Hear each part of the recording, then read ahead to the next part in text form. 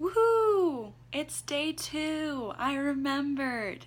I did have to write it. I wrote it on a sticky note on my desk and on my whiteboard, but I remembered, so I'm killing the game. Day 2.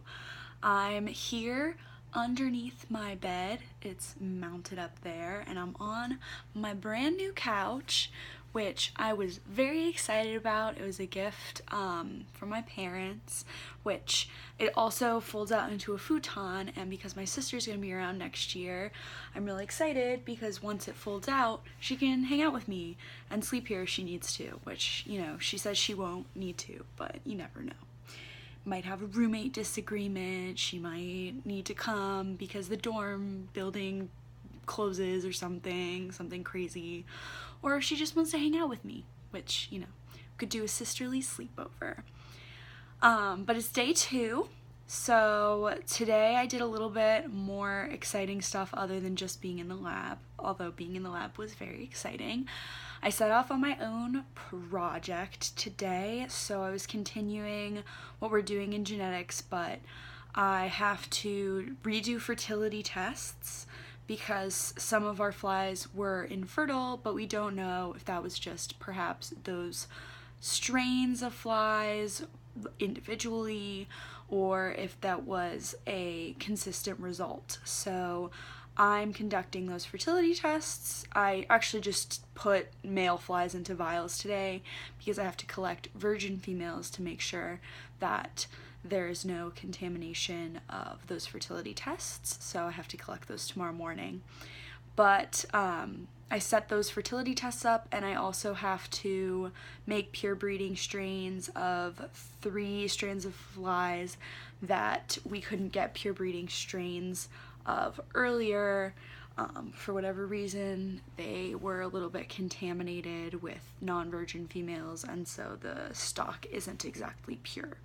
So I have to do a lot of test crosses and stuff, and then tomorrow, after I finish setting up all those fertility tests and crosses with virgin females, I'm going to do some dissecting and some pictures, and I did a few dissections today, not as many as yesterday, although I will say I'm getting very good at beheading fruit flies, which is a sentence I did not think I would ever have to say, but I'm doing it.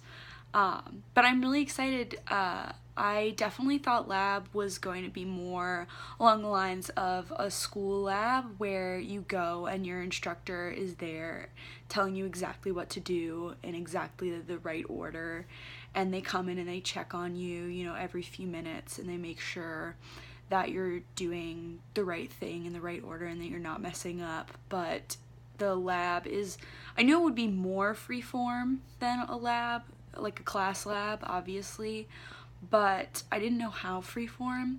So we basically get to come in at whatever time we think we need to for the flies, or I have a person in my lab who really wants to get out an hour earlier because he thinks that 4 to 5 is just not his cup of tea.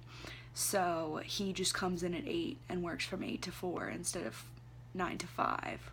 Or he's trying to. He didn't manage to do it today, but yeah, so that was my lab experience. I'm only there in the mornings, but then because I had the afternoon, I went to the grocery store, and as someone who's never really shopped for groceries before, I guess I never realized how expensive they were, because I always thought that my family of 4 eats for like $200 in a week, and like that's a week of food.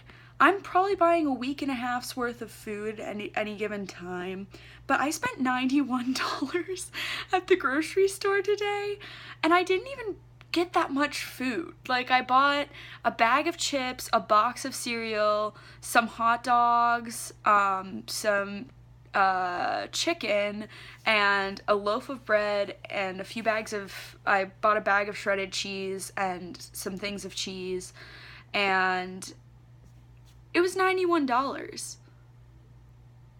Why is it that expensive? What?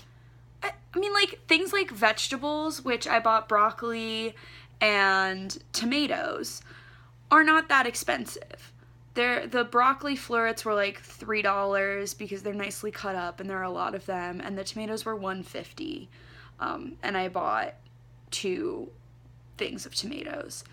But like, why does it cost like so much money in total? Nothing on its own seems that expensive. But then when I get to ring up all my stuff and it's $91, that just seems like so much money to me. Maybe I'm wrong. Maybe that's a great amount for a week and a half, 2 weeks maybe of groceries. I don't really know how long my food is gonna last because I'm technically not out of food from the last time I went to the grocery store. I just wanted to stock up because I had the time today, and it wasn't unbelievably hot. The humidity has been down, which I was like, it's 80 degrees, 88 degrees, but I'm gonna go to the grocery store anyway, even though it's bright and sunny, just because the humidity is at like 30-40% instead of 80-90%.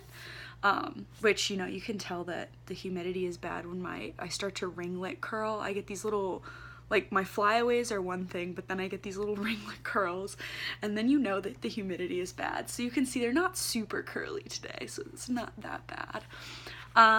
But yeah, then I went to the grocery store, and I'm working on handwriting with my left hand, which is kind of dumb, but I just thought it would be another fun little project to work on my summer of improving me, to do a little bit of work on maybe becoming ambidextrous, because hey, that's a fun party trick, and I can give my right hand a break sometimes when I'm taking notes, maybe in the future, which might be good.